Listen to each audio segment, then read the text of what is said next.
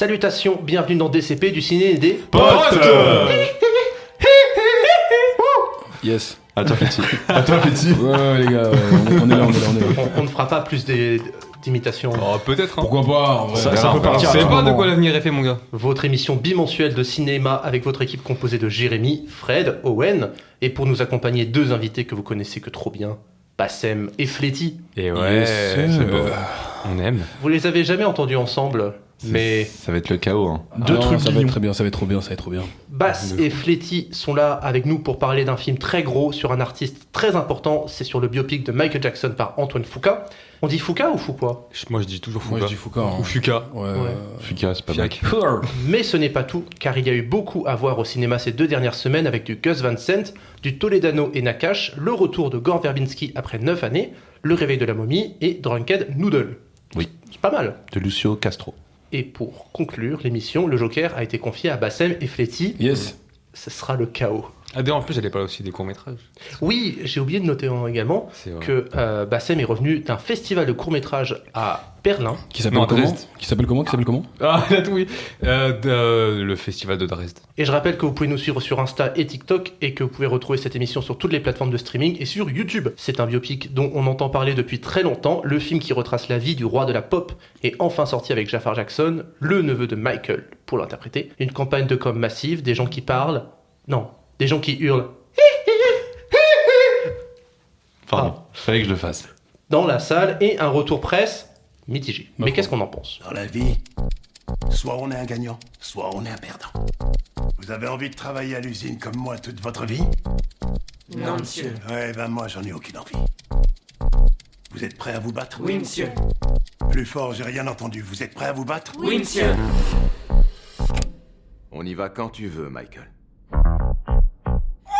Un portrait détaillé de l'homme complexe qui est devenu le roi de la pop. Il nous fera revivre les performances les plus emblématiques de Michael Jackson tout en donnant un aperçu de la démarche artistique et de la vie personnelle de l'artiste. Menteur. Menteur. Encore une fois, le synopsis, il ment. Menteur. Aïe. C'est la grande déception qu'il y a avec la sortie de ce film, c'est qu'on attendait tous un film qui allait retracer de manière vraiment large la vie de Michael Jackson. Au final, on a un truc très charcuté et très très court, je dirais. Et très lisse. Mais ultra surtout, lisse. Très lisse. Surtout qu'il n'y a aucune ambition artistique. Voilà. Alors, attends, moi je suis pas d'accord. Mais bref. Bon, mais après, toi aussi. On va développer après. Moi, j'étais avec un ami au cinéma et il m'a regardé et il m'a dit « J'ai rien appris de Michael Bah oui. C'est Bah vrai, oui. c'est vrai. En fait, tu serais sur Wikipédia, tu aurais juste lu ce qu'il a fait dans sa vie, c'est tout. Genre, enfin, le film ne t'apprend rien du tout. Autant écouter une compile dans ces cas-là. Oui, voilà, exactement. Non, mais moi aussi, genre, en fait, je sais pas, il n'y a aucune vision, en fait, sur la carrière, sur le personnage, il n'y a rien du tout, en fait. Genre, C'est c'est une édulcoré vision- au possible. Même aussi, en fait, on a vraiment l'impression, en fait, d'avoir le point de vue extérieur de toute cette histoire. Vraiment, en fait, c'est Michael Jackson comme on l'imagine, en fait. De fou.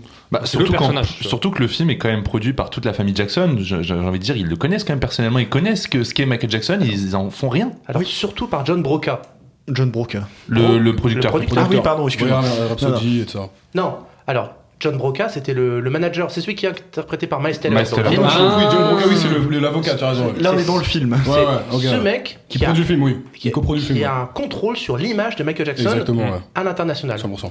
Là, en fait, c'est ça. Donc, si vous voulez le traiter sous l'angle de la légende et tout, il aurait fallu que la mise en scène suive. Et je trouve qu'il n'y a qu'un seul plan dans le film qui fonctionne comme ça, en mode vraiment iconisé et mettre ce mec au niveau d'un dieu vivant. Il n'y a qu'un seul plan qui réussit à le faire pendant tout le film. Sinon, le reste, c'est du téléfilm. Je suis désolé, il n'y a aucune ambition, comme tu disais, il n'y a aucune ambition dans la mise en scène.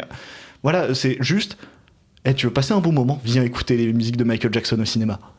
Alors, je suis d'accord qu'effectivement, malheureusement, le film peine à vraiment nous époustoufler. Il nous montre juste des trucs qu'on sait déjà. Mais pour l'info, en fait, la production de ce film a été très, très, très catastrophique. Notamment pourquoi ? Parce que vous n'êtes pas sans savoir que Michael Jackson a eu des accusations de agression S. Ok ? Ouais.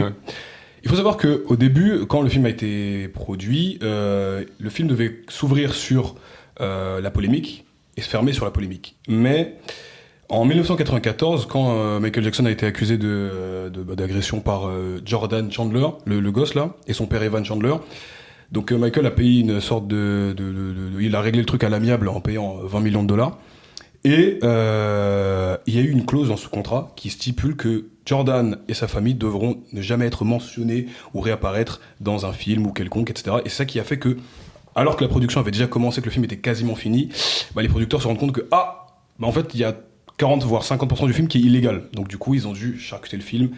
Il se passe ça. Ça fait partie des nombreuses raisons pour lesquelles le film est critiqué. Tu vois, ils ont, comment dire, ils peuvent ne pas révéler le nom donc, de Chandler, c'est ça, la famille Chandler, mais ils peuvent très bien quand même parler de ça, tu vois. Ouais, genre, les évoquer. Genre c'est un peu, je trouve, un peu une excuse. Après, je trouve peut-être l'excuse qui marche, c'est que le film, du coup, va être en plusieurs parties et que les accusations donc pour ces agressions sur mineurs, c'est arrivé après. Donc oui, peut-être que dans la suite du film, ils en parleront, mais je pense pas. Oui, mais au final, de quoi parle le film sur ces 2 heures ? Ils parlent pas de ça. Il parle de son conflit avec son daron. Exactement. Et 100%. le truc, c'est que c'est un truc que tu as compris au bout de 20 minutes de film, et que pendant l'heure 40 qui suit, tu vas rester au même statu quo que de Michael qui veut avoir sa carrière solo, son daron qui est en mode « Non !» Et Michael, dès que son père vient le confronter, il sort de la pièce. Il y a aucun conflit finalement dans le film, parce qu'à chaque fois que le père vient confronter son fils se barre. Et même la résolution du film se fait pas par une confrontation entre les deux, c'est à chaque fois de l'évasion du cœur même du problème. S'ils font ça, c'est parce que c'est lié en fait à l'image de Michael Jackson. Tu sais, genre, c'est un personnage qu'on a toujours montré, enfin un artiste qu'on a toujours montré comme tout timide, tout gentil, tu vois, qui veut faire de mal à personne. Du coup, on veut vraiment aussi le montrer comme ça dans sa vie privée. Alors que déjà de base dans sa vie privée, ce qui est intéressant, c'est que genre, il avait même pas cette voix aiguë. Cette voix aiguë, il l'avait utilisée seulement lors de ses performances et lors de ses chansons.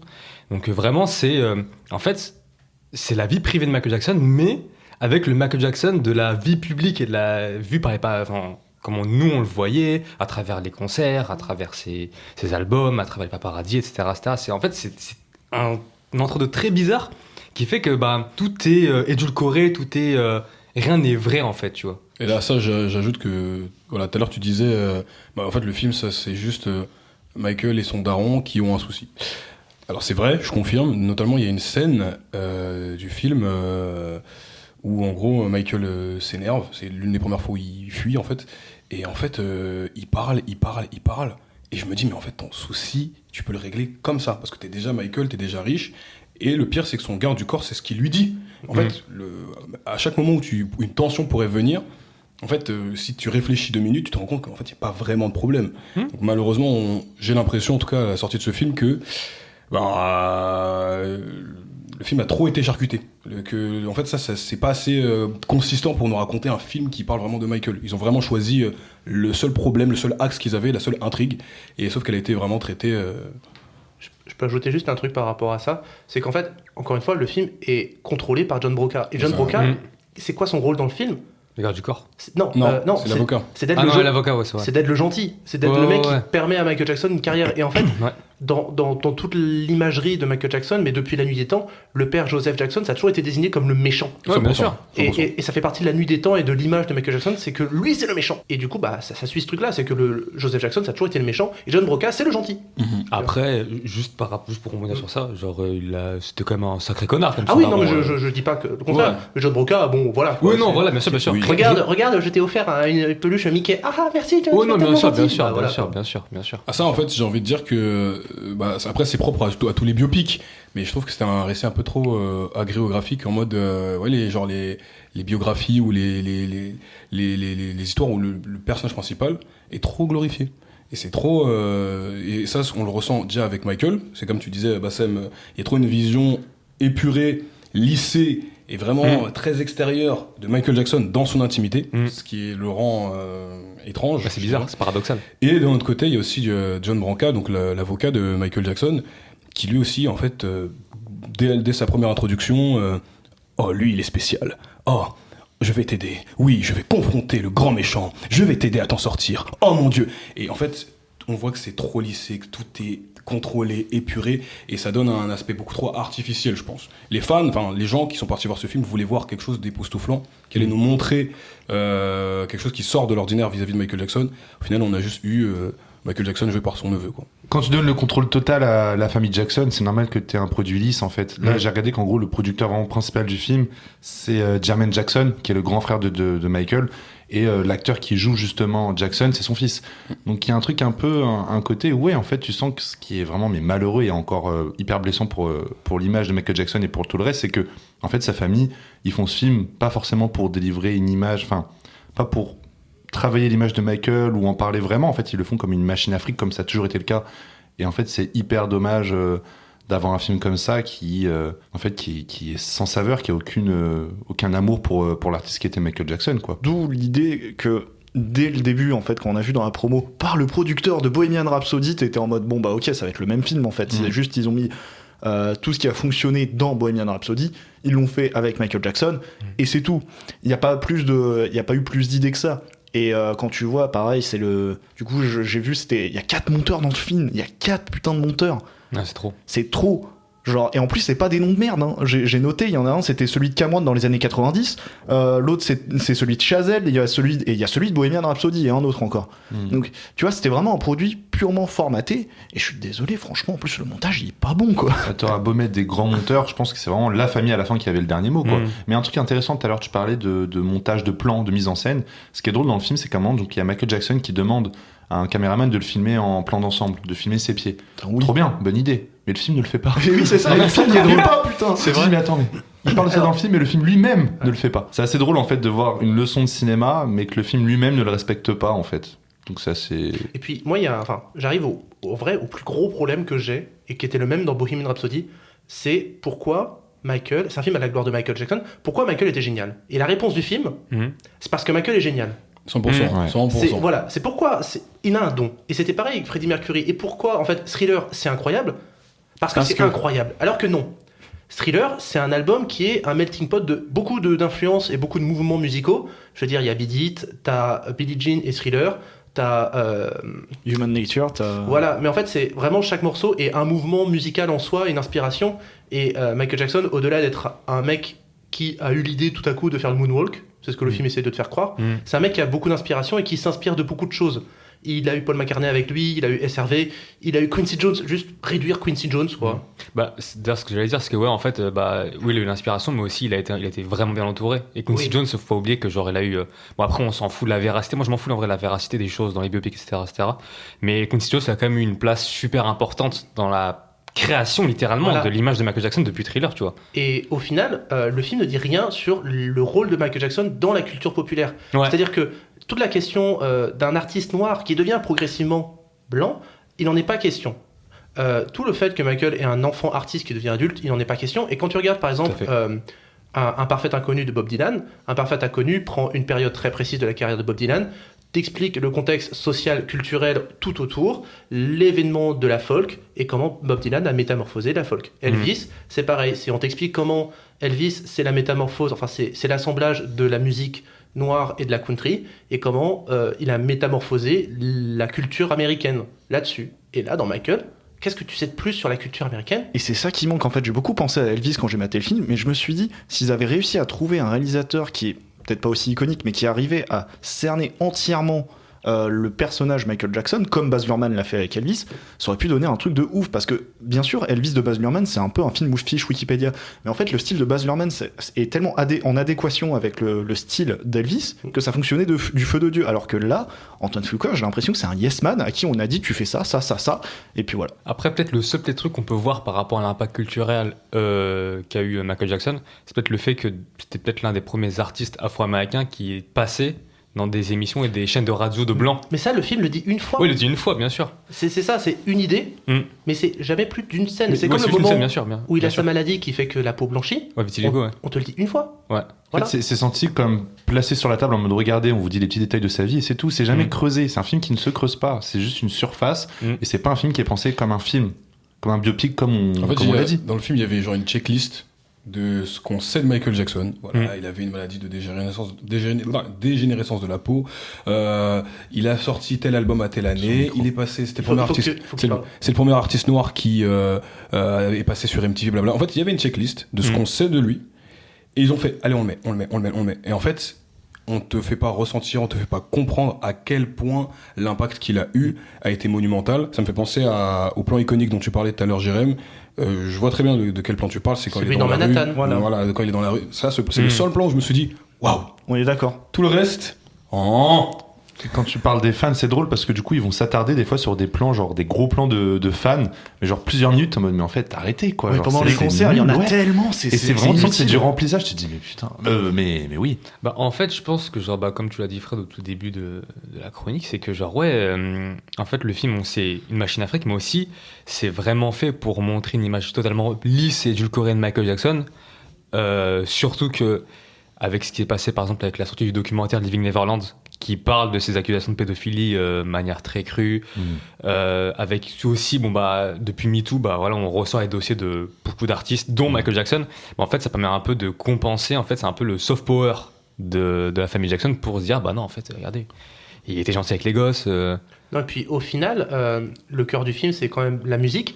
Ouais. C'est donc 50% de scènes qui se passent sur scène. Ouais. Et moi, je me souviens qu'au moins dans Bohemian Rhapsody, il y avait un côté clipesque. Quand on faisait passer de la musique, il y avait un côté, on monte un clip. Alors que là, finalement, le film, quand il te filme Michael qui fait de la musique, bah, c'est Michael qui est sur scène, qui danse. C'est impressionnant parce que Jafar Jackson reproduit très bien les pas de danse, mais il n'y a aucune fulgurance de mise en scène. C'est quelques zooms, c'est quelques cuts très moches, et c'est beaucoup de plans sur des groupies qui hurlent. Mais t'en fais rien niveau mise en scène. Et moi, j'ai vu des retransmissions de concerts qui avaient plus de mise en scène que ce film. Justement, Doubla, il y a un gros défaut, c'est le moment où il fait le moonwalk. À la télé, ça a été diffusé tel quel en un seul plan, tu vois. Alors que là, il coupe, donc du coup, tu perds toute la sensation du fait de ouais, c'est impressionnant, le mouvement s'arrête pas. Alors que là, si, tu vois, t'as des plans de coupe. Ça, c'est inutile. Et autrement, je pensais à un autre truc, c'est que oui, d'habitude, dans des films comme ça, les chansons, ça peut être prétexte à des mises en scène de ouf, comme dans Better Man, comme dans Elvis, comme dans même comme dans une moindre mesure Bohemian Rhapsody, comme tu disais. Sauf que là, ça n'en fait rien. C'est inutile. C'est juste c'est là pour être là. C'est exactement ça que, en fait, je voulais dire. C'est que on donne notre avis. Hein. Bon, moi, honnêtement, je suis sorti, bon, pas déçu, mais un peu fatigué du film, parce que je me dis, ils auraient pu faire clairement plus. Et tout à l'heure, tu parlais de Better Man. En fait, je me dis, honnêtement, quand tu ressors d'un biopic, surtout qu'on parle du roi de la pop, on doit ressortir avec des étoiles plein les yeux. Et même si on parle ou pas d'une partie de sa vie qui a été controversée, on parle quand même de quelqu'un qui a littéralement révolutionné la musique et la culture mondiale. Donc, on aurait dû ressortir avec vraiment des paillettes, des étoiles dans les yeux, se dire, mais non, mais il est trop fort, moi aussi je vais... Alors qu'en fait, je suis sorti beaucoup plus époustouflé et rêveur d'un film comme Better Man, alors que je ne connaissais pas vraiment Robbie Williams. Alors que Michael Jackson, c'est toute mon enfance, c'est le premier artiste que j'ai connu dans ma vie. Je ressors du film, je me dis, ah ouais, ok, super. J'ai envie de croire que dans la suite, ils vont peut-être aborder d'autres thématiques plus problématiques dans sa vie, hein, mais on sait très bien que non, ça va être lisse, ça va contribuer encore de nouveau à juste lisser son image, à la rendre positive.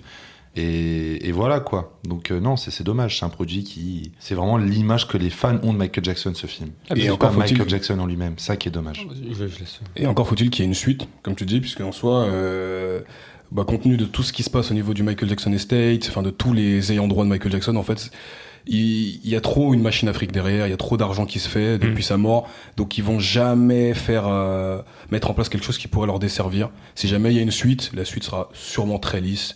Il n'ira pas cocher les attentes vraiment d'un public qui voulait en avoir plus sur un biopic comme pour Michael Jackson simplement. Ah bah c'est une page Wikipédia quoi. Et même si le film n'a pas de véracité, imaginons que le film n'avait pas de véracité historique, moi ça m'aurait pas dérangé, tu vois. Moi juste genre un film qui a un intérêt artistique d'exister. Et le film n'a pas d'intérêt artistique d'exister en fait. Mais pourtant, il y a beaucoup de gens, de commentaires, qui disent que c'était la meilleure séance de leur vie.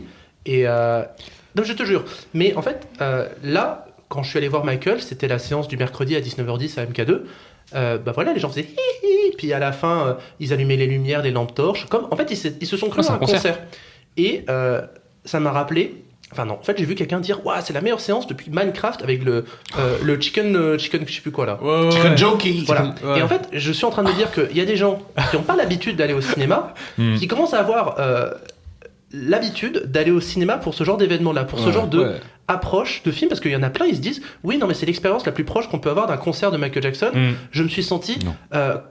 Nous, jeune génération, on n'a pas l'occasion de voir Michael Jackson en concert, alors là, c'est un peu notre façon à nous d'avoir du Michael Jackson sur des enceintes à fond les ballons. À la limite, aller mater une retransmission d'un concert de Bad, tu vois, c'est cool, mais ça pose des questions sur la nouvelle approche du public Ouais. du cinéma, parce que là, visiblement, Universal, ils voient que ça cartonne. Ouais. Bah, ils vont refaire des films estampillés avec l'idée que voilà, tu vas pouvoir monter sur scène devant le film et faire le moonwalk et danser, tu vas faire C'est comme Bohemian Rhapsody finalement, le film il repasse souvent au cinéma sur des séances karaoké. Donc c'est vraiment un événement quoi. mais reprojeter des concerts à ce stade-là, quoi. Mais moi, c'est juste, ça m'embête parce que je me dis que ces gens-là, ils vont commencer à croire que c'est comme ça qu'on mate un film, que ils vont aller voir des films comme Avengers, puis progressivement d'autres blockbusters et se dire Ouah, tu vois. Bah, après, c'est très européen de voir les films comme nous on les voit, genre comme ça, juste on est posé sur notre siège à être tranquille. C'est un discours de vieux con, hein, je suis d'accord. Non, mais non, genre après, tu vois, si tu vas en Inde, genre les films, en plus les films sont faits exprès pour ça, c'est genre pour être. Genre c'est le bordel là-bas dans chaque séance, tu vois. Genre les gens hurlent, les gens applaudissent, etc. Et genre c'est. Mais après, oui, la question peut se poser par rapport à en Europe, ou en tout cas, ou même en Occident en général, sur genre bah nous on perçoit des films comme ça, et maintenant les gens viennent juste pour se divertir et pour juste genre penser que c'est un parc d'attractions. Mais voilà quoi. Alors oui, je suis surpris d'entendre ce que tu dis par rapport aux réactions. C'est la meilleure séance depuis Minecraft. Ouais, bon, déjà, je me dis. C'est une dinguerie, ça. Je me dis, ok, d'accord. Bon, maintenant, j'ai aussi une approche un peu plus détachée où je me dis, bon, mine de rien, c'est quand même aussi un accès pour une nouvelle génération à ce qu'a pu être Michael Jackson. Oui. Alors oui, c'est pas entre guillemets le meilleur accès. Enfin, ça dépend maintenant du point de vue de chacun, mais en vrai, c'est aussi une porte d'entrée pour des gens pour aller au cinéma. C'est aussi une porte d'entrée pour découvrir l'artiste d'une manière plus ou moins bien représentée. Mais dans tous les cas, ça reste quand même une porte d'entrée. Et derrière, ça se trouve, des gens vont creuser, d'autres ne vont pas creuser. Généralement, la grande foule ne creuse jamais, mais au moins, ça reste quelque chose qui nourrit la culture. Alors, bien sûr, on pourrait être des vieux réacs et dire non, c'est pas comme ça qu'on fait. Normalement, on doit regarder un film comme ça et dire telle conclusion. Sauf que non, en vrai, quand on fait de la création, on s'expose à la sensibilité de chacun. Et bon, malheureusement, il y a des gens qui ont kiffé Minecraft. Force à eux. Et trop bien. Écoute pour eux. Mais trop bien, disons que Sinon, voilà, c'est la vie, quoi. Sinon niveau chiffres. Aimez ce que vous aimez, voilà. Exactement. Ouais. Ça, Mais pas trop quand même, hein. Et Moi, faites des pompes chez vous, parce que on sait jamais. Moi, ma critique Letterboxd, c'est surtout respectez-vous. Ah ouais. Voilà. Ouais. 155 millions de budget pour ce film avec un box-office US estimé, alors je dis bien l'estimation parce que le film n'est pas encore sorti au moment où on enregistre, le premier week-end est estimé entre 65 et 75 millions de recettes. Et en ce qui concerne la France, donc là on a les chiffres du premier jour qui était donc le 22 avril, il a fait 285 679 entrées, c'était bien évidemment le premier des nouvelles sorties du jour, et le deuxième meilleur premier jour de l'année pour l'instant. Ok. Ah oui, sans compter les avant-premières. C'est ça Non, c'est vrai. tu comptes tout. Ah ouais Ah non, le premier jour tu comptes tout. Hein. Parce que moi, j'ai vu que Marsupilami, en comptant les avant-premières, c'est le premier, le deuxième, c'est Mario Galaxy, et le troisième, c'est Michael Jackson. Non mais faut pas. Ah oui. Donc dans ces cas-là, le troisième si tu comptes pas les avant-premières, si tu comptes les avant-premières pardon, parce que Marsupilami, t'es censé compter les avant-premières pour le premier jour. Donc troisième meilleure démarche de l'année. Voilà. Voilà, comme on dit. On a encore beaucoup de films à traiter. J'ai essayé en vain pendant 2 semaines de me dire, faut que j'aille le voir. J'ai échoué à aller voir Juste une illusion, mais Jérém est un homme qui n'échoue pas. Et non, ouais, parce que je l'ai vu même 2 fois, parce que bah c'est pas souvent que mes parents ont envie de voir un film, donc du coup je suis allé le revoir avec eux.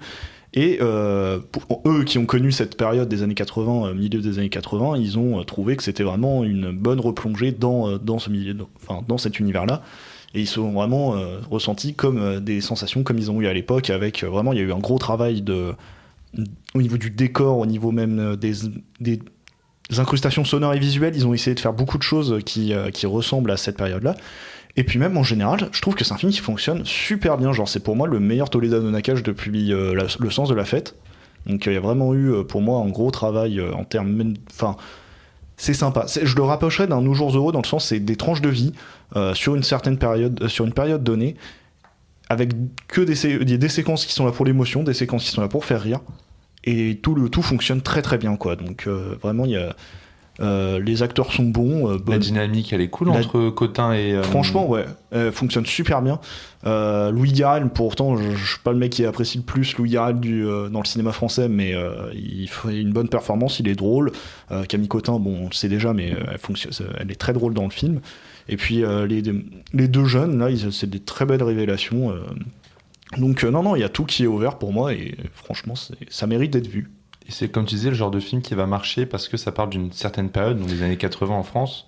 une certaine classe aussi, donc j'imagine Ouais. que le public peut se sentir visé, comme tu dis, tes parents en fait. C'est ça, en fait, je pense qu'il y a plusieurs générations. Il y a la génération qui va vouloir voir comment c'était à l'époque, les parents qui vont emmener leurs enfants voir ça, etc. Enfin, je pense que c'est un film qui peut rejoindre beaucoup de générations dans une même salle. Et On m'a dit qu'apparemment dans ce film on sentait la patte de Nakash et Toliano.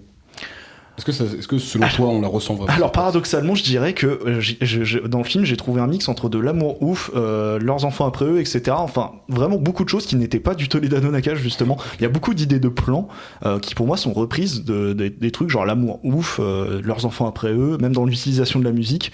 Donc paradoxalement, c'est peut-être le moins Toledano Nakash que j'ai pu voir.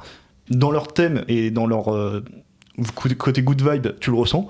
Mais dans leur mise en scène, j'ai l'impression qu'ils ont essayé de faire différemment, mais je trouve qu'ils se sont un peu trop inspirés de tout ce qui est l'amour ouf, et donc du coup son enfant spirituel, leurs enfants après eux. On m'a juste parlé d'un caméo assez saugrenu dans le film, Oui, alors oui, le caméo est très drôle en effet. Voilà, j'ai rien dit, on dit rien. Je dis Allez rien, le voir. mais le caméo est très drôle. Il est un peu... Oula. Je sais pas, mais j'imagine.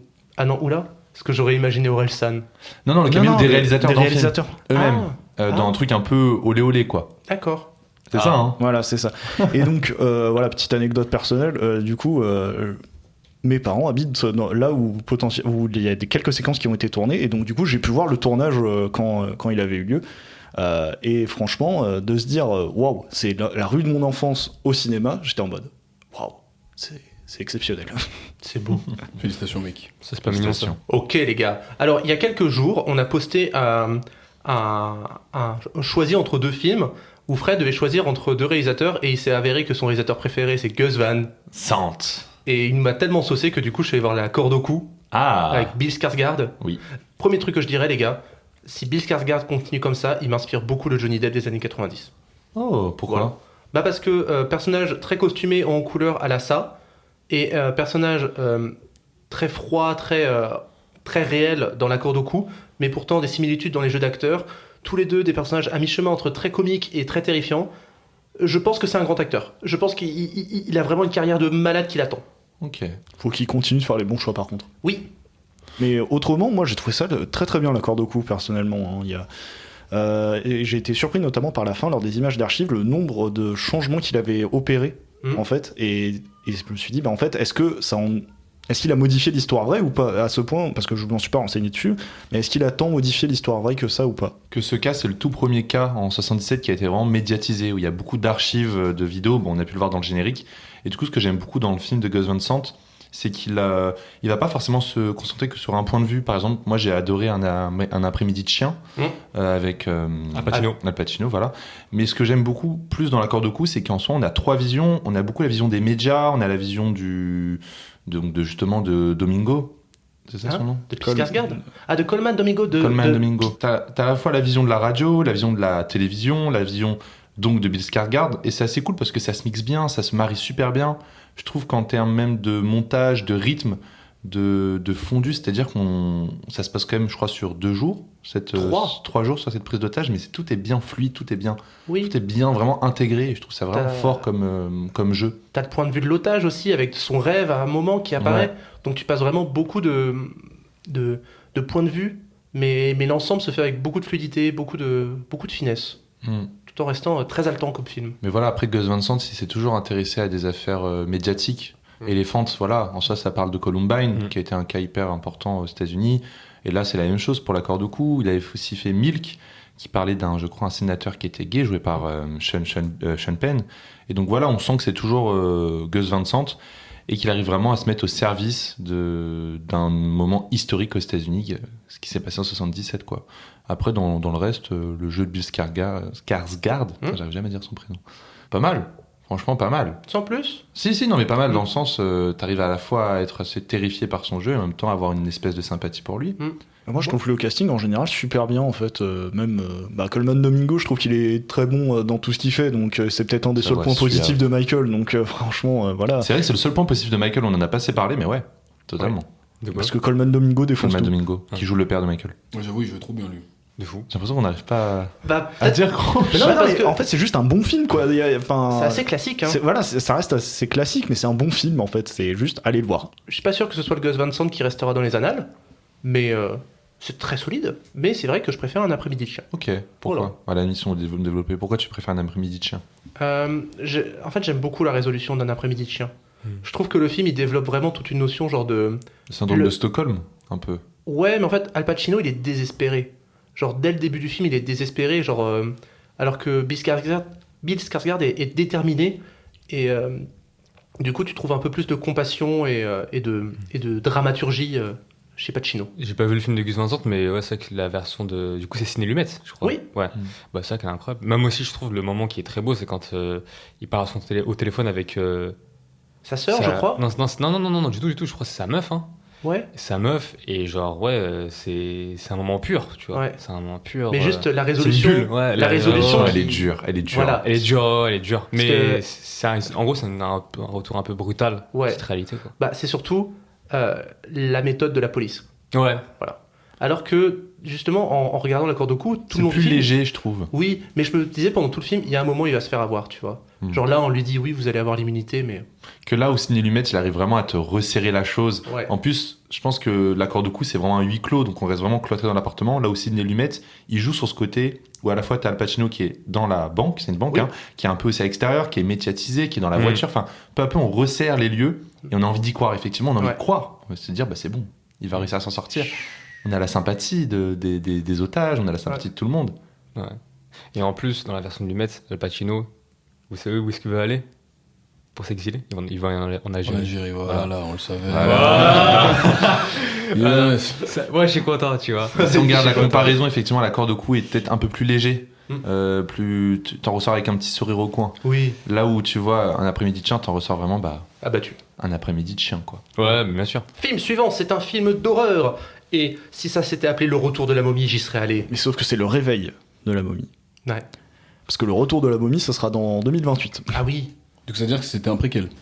Non, je pense que c'est l'Icronine, il s'est dit, vas-y, je vais faire mon film dans mon coin sur la momie parce que j'ai envie. Alors moi, j'ai cru voir quelque chose, mais c'était un fake. C'est qu'en gros, le réveil de la momie, ça fait partie de l'univers de Evil Dead Rise et qu'ils sont en train de créer une espèce de multivers d'horreur chelou. Oh, j'espère pas, putain. Ah bah J'espère ouais. pas. Est-ce que j'ai le droit d'intégrer Les Prochaines à ce multivers?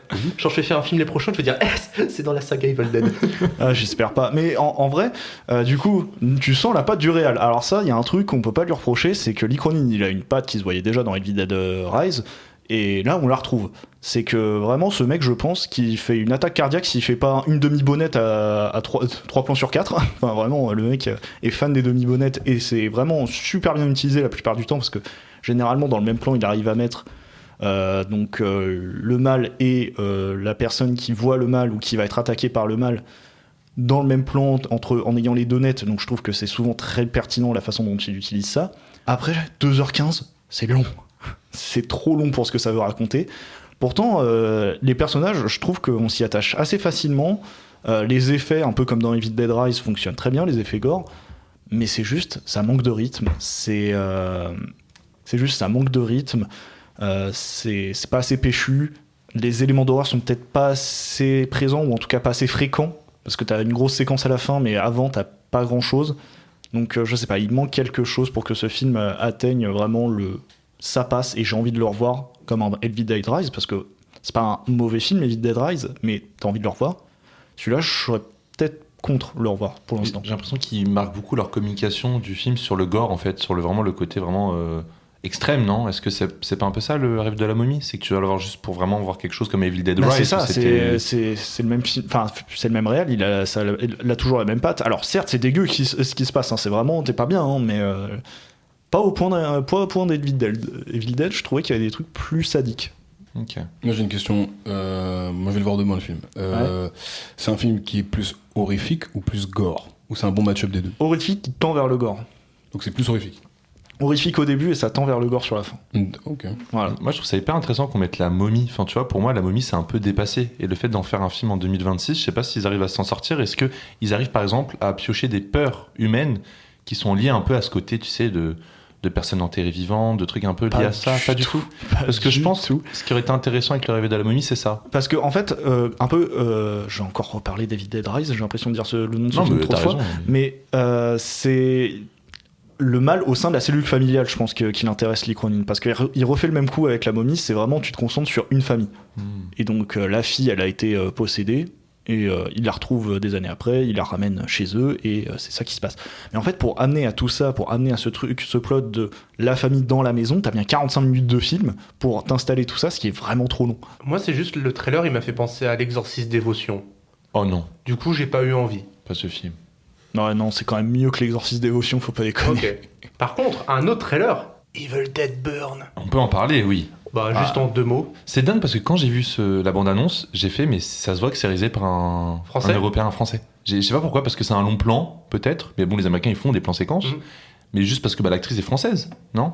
L'actrice est française, c'est une actrice C'est qui... Sonia Yacoub, mais... Mais je sais pas pourquoi, j'ai senti direct qu'il y avait une patte européenne. Mais la Je serais- hype est là. La L'affiche. hype est là, l'affiche, dingue. Voilà. J'ai vraiment hâte. Allez, on laisse passer le retour de la momie, le réveil, on la laisse se rendormir. Et du coup, dans un souci de ne pas voir le même film que les autres, t'avais prévu d'aller voir Truly Naked, et au final, Je suis allé voir Drunken Noodles, qui est un film un peu... qui reste un peu dans la même DA. Bah du coup, tu l'as vu, Jérém, mais je crois que Truly Naked, ça parle d'un homme qui travaille dans le cinéma pornographique, qui fait des films pornographiques. Ouais, ça parle C'est un peu ça. de la relation père-fils, ouais. Alors Et que moi, t'as je me suis dit, encore- allez, j'ai envie de voir un film qui parle de sexe quand même. Donc, j'allais voir Drunken Noodles, qui, en fait, je pense que la parfaite question qui peut résumer ce film, c'est quelle est la différence entre l'érotisme et la sexualité. Et je trouve que c'est un très beau film qui t'apprend ce qu'est l'érotisme à travers, en fait, plusieurs histoires que vit un personnage qui s'appelle Adnan, avec différents partenaires tout au long de sa vie. Donc Adnan est gay, hein, donc ça va être un film avec tous les hommes qu'il va rencontrer, que ce soit des hommes qui viennent d'un milieu social totalement différent du sien, que ce soit des hommes qui soient beaucoup plus âgés ou même d'une relation vraiment amoureuse. Et moi, ce que j'aime beaucoup dans ce film, c'est qu'on sent vraiment toute la douceur un peu du cinéma indépendant. Vous voyez, le cinéma indépendant, c'est des plans d'ensemble, des plans qui coupent beaucoup moins, des plans qui tiennent, des plans qui respirent. Et ça, c'est parfaitement le genre de film que j'adore. Donc là, c'était exactement le cas. Et ce que j'ai adoré dans Drunken Noodles, c'est qu'il y a encore une espèce d'onirisme. En fait, c'est que tu commences un film qui fait très naturaliste par sa manière de couper, mais qui ne s'interdit pas du tout de bifurquer vers de l'onirisme. Et tu as des moments voilà, assez rêveurs. Par exemple, je spoil un micro-spoil, il y a un des personnages qui avoue à son partenaire quelque chose qui lui arrivait quand il était petit, enfin quelque chose qu'il faisait quand il était petit par rapport à sa sexualité.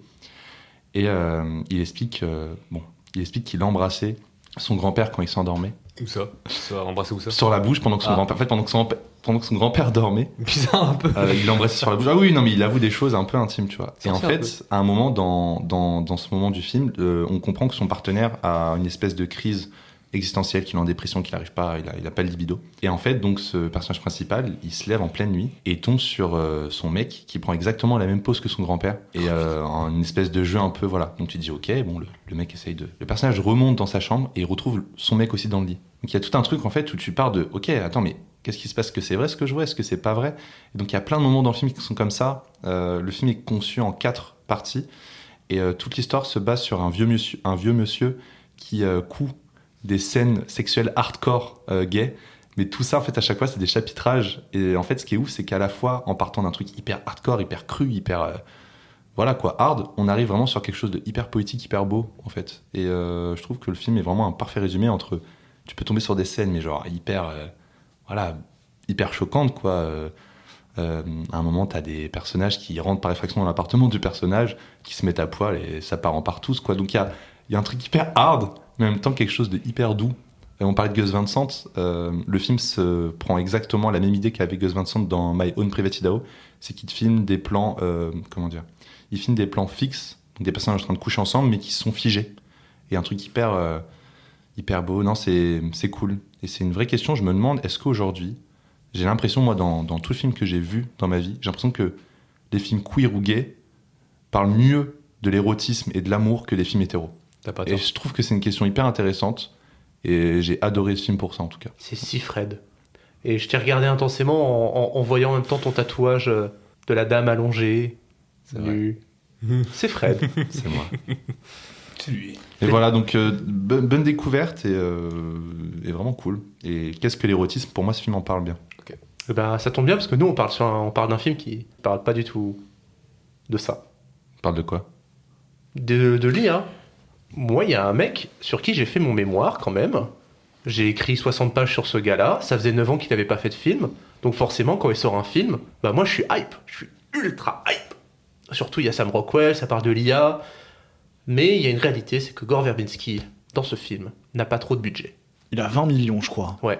Et c'est Good Luck, Have Fun, Don't Die qui part donc sur un concept qui est trop cool. C'est un mec, en fait, c'est la 117e fois qu'il vient du futur pour, dans un diners américain, qui récupère des gens un peu au hasard dans ce diner en disant bon, bah ça va être mon armée. Venez, on va aller se battre contre l'IA. Ah non, faut empêcher l'IA mince. De se déployer. Déployer, voilà, c'est ça le mot que je cherchais. Et du coup, bah moi je suis hype. Et en fait, c'est bizarre. Le montage du film est très bizarre. La façon dont la narration se déroule, elle est assez bizarre. Mais autrement, je trouve que il est très pertinent sur certains points. Et très vieux sur d'autres. Voilà. C'est un film totalement Verbinski-esque. Genre dans ses excès les plus absolus, dans son désir systématique de parler de tout et de trop de choses, avec une naïveté et un effet sale gosse qui le rend absolument irrésistible. C'est un film que je suis à la fois exaspéré à regarder et en même temps tellement heureux. Il y a des trucs qui me rendent fou de joie et des trucs où je suis en mode ah c'est un peu dommage.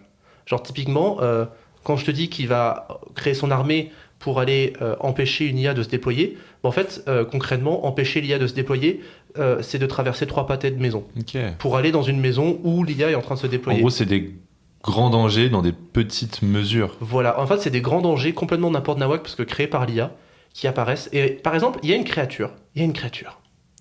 Ah oui, je vois laquelle tu parles, oui. Et quand je l'ai vue, pas forcément j'ai pensé au Kraken, j'ai pensé à toutes les créatures dégueulasses de Verbinski et je me suis dit c'est génial, c'est incroyable. Mais pour quelqu'un qui connaît très bien Verbinski, tu retrouves du Verbinski, ah, ça total. reste... Mais cette créature aussi énormissime et merveilleuse qu'elle est, n'apparaît pas trop dans le film parce que pas le budget. Ouais, faut pas trop péter le budget non plus. Hein. Mais en même temps, cette créature, mec. Il en rêve la nuit.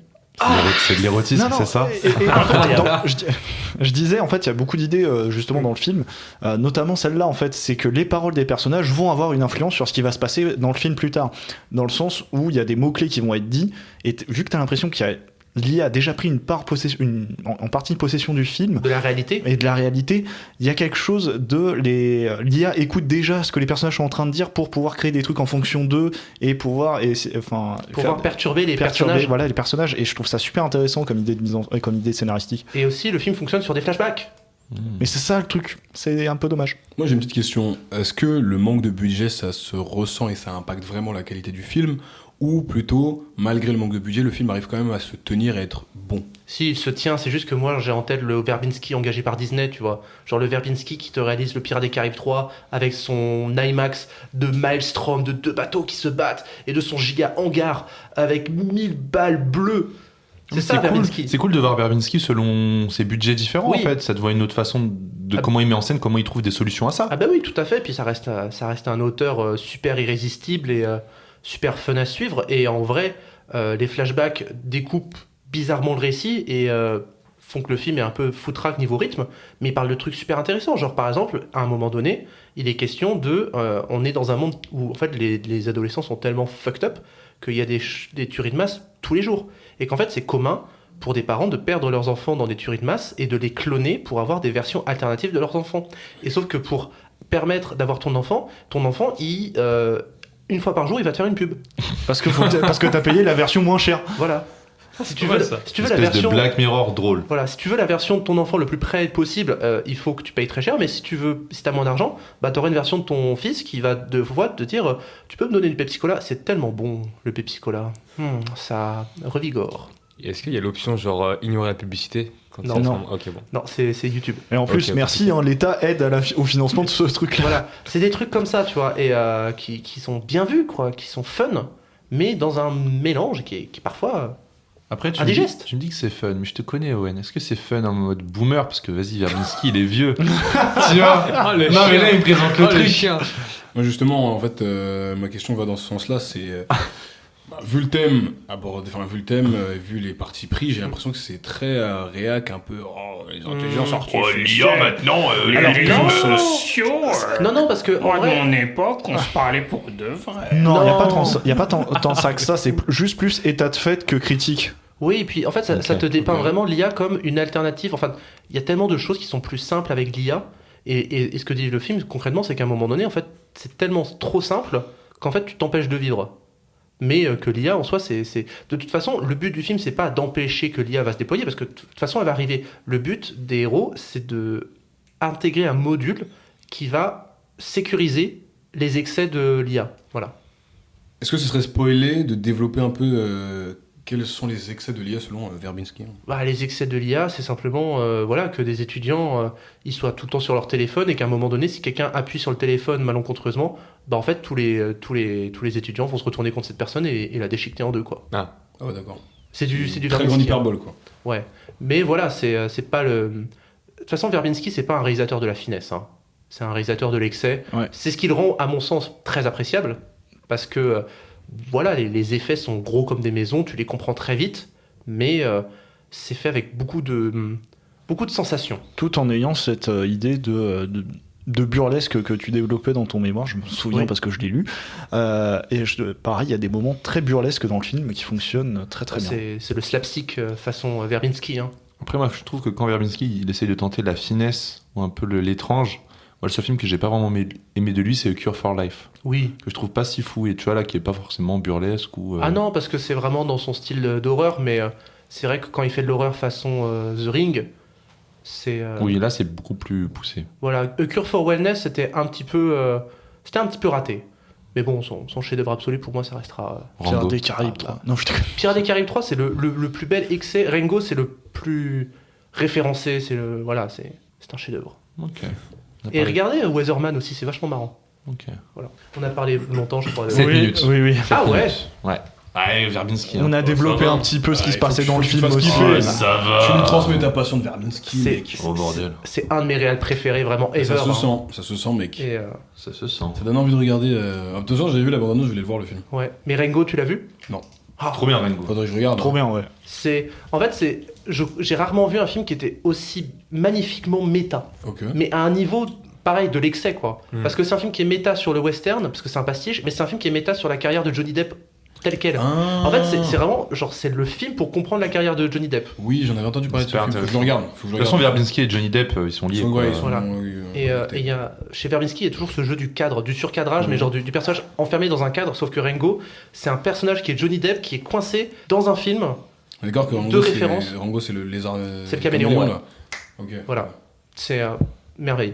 Mais ça y est, Voilà, on a fait le tour de nos films, les gars. Oui, oui. Mhm. T'as l'air du Joker. Ah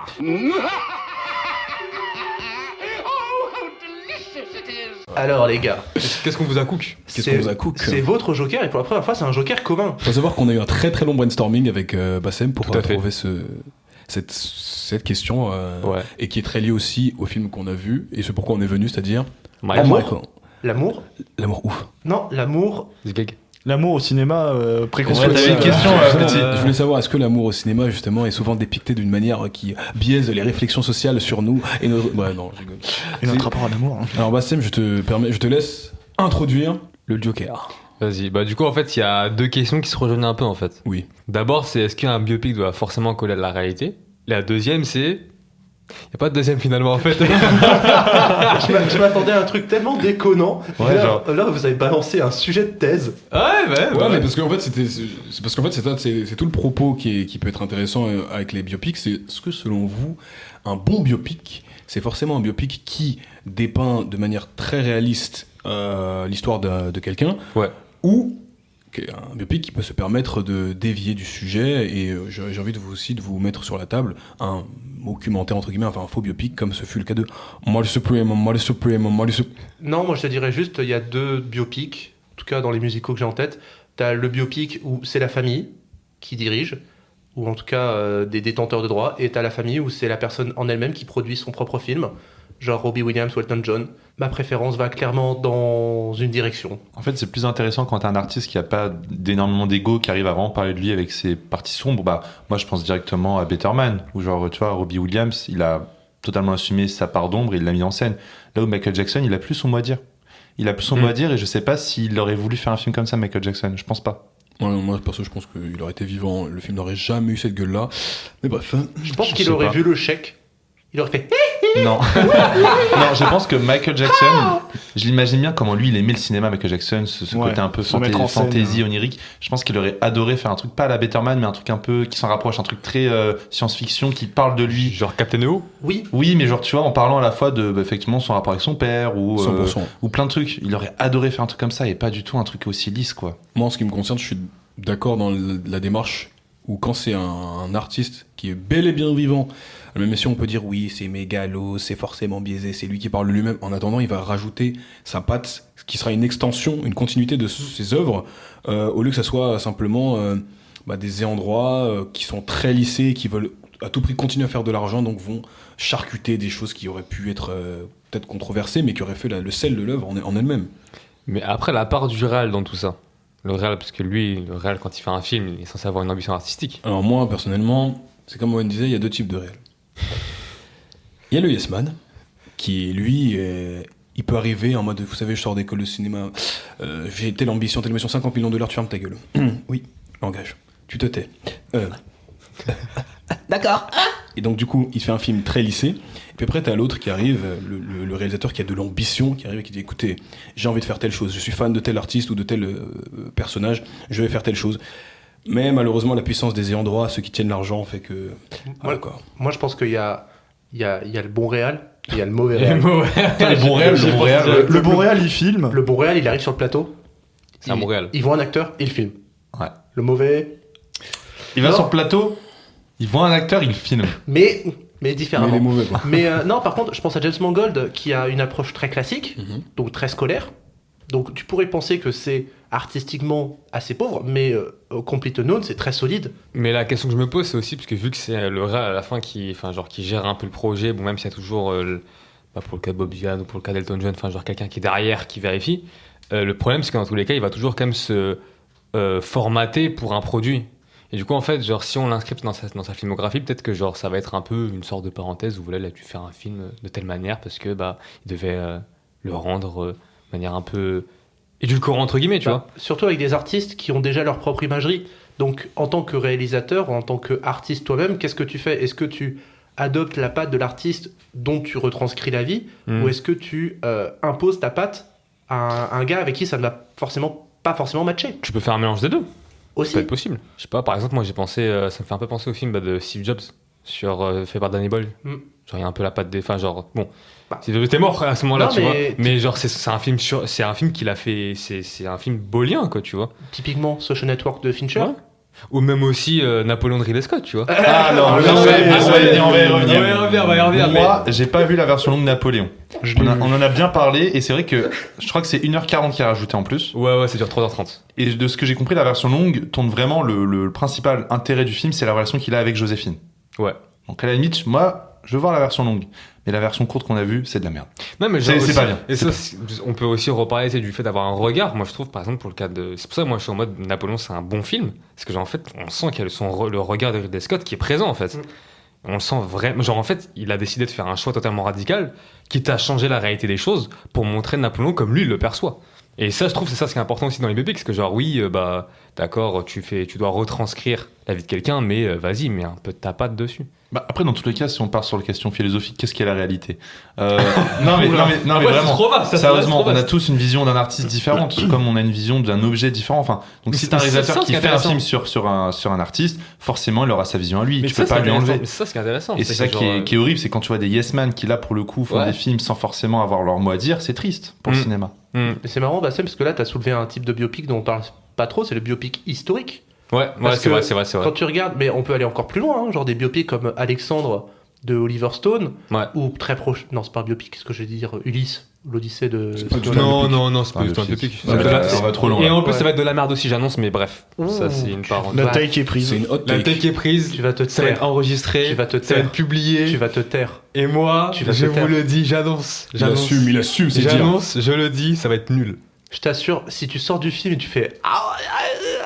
Tu me la ressors cet enregistrement, vas-y, y a pas de souci. Tu vois cette main? Ouais. Moi, je te le dis, ça va être éclaté par terre. Tu vas tendre la joue. ça va être éclaté par Tu terre. vas tendre la joue. Après, on déraille du débat, mais Ouais. ça va éclater par terre. Bref, mais bref. Mais oui, du coup, les biopics historiques, alors j'ai en tête de Alexandre de Stone, Ouais.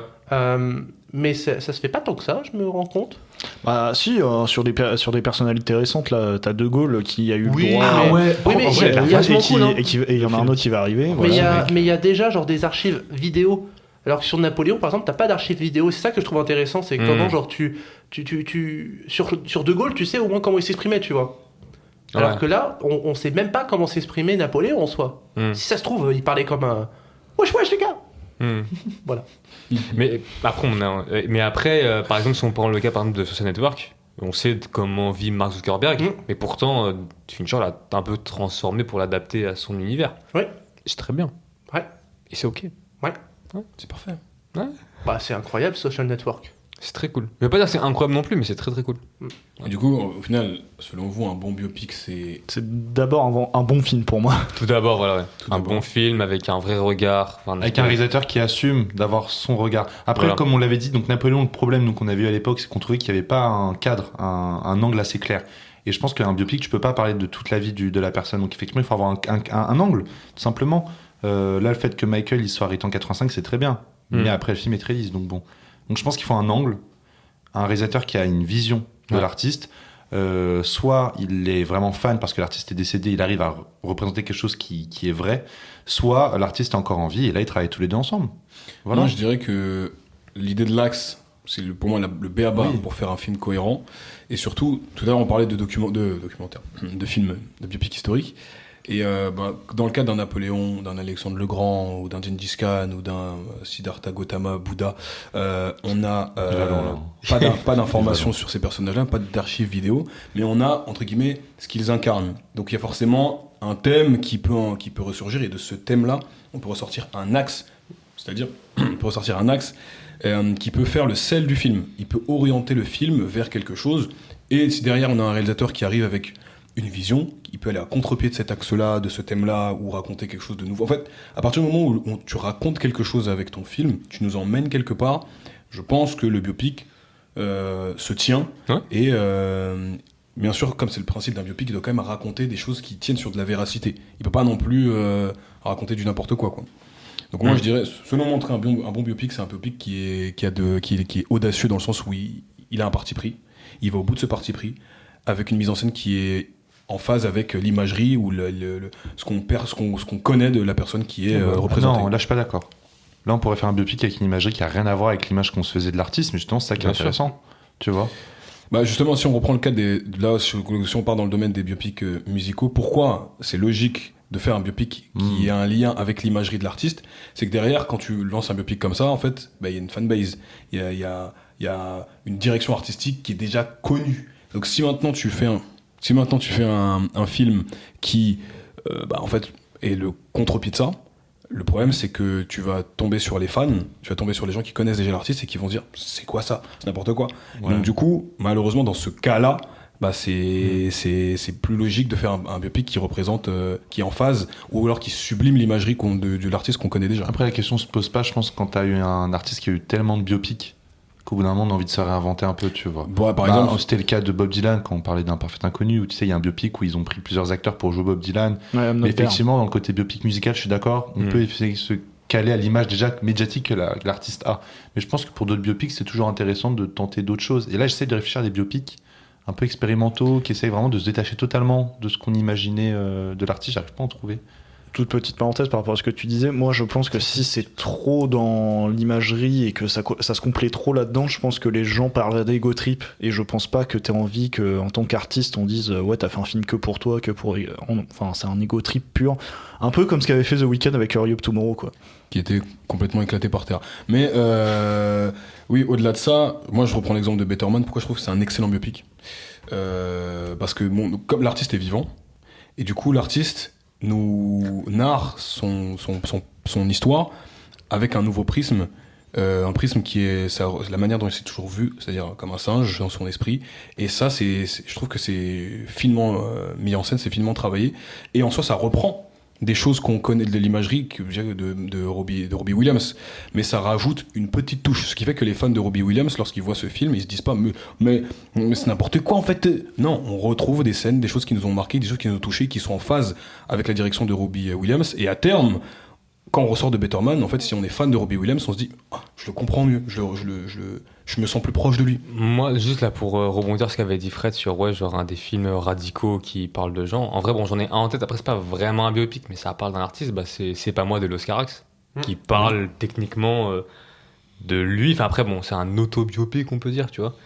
Et il le refait à la manière de Godard. Il l'a fait, avec le langage de Godard, tu vois. Là, c'est intéressant. Je sais pas si c'est un biopic, je l'ai pas encore vu, mais il y a un film de Spike Jonze, c'est Being John Malkovich, où en fait, à la fois, à partir de la fiction d'un personnage qui ouvre une porte qui tombe dans la pensée de John Malkovich, on parle de John Malkovich.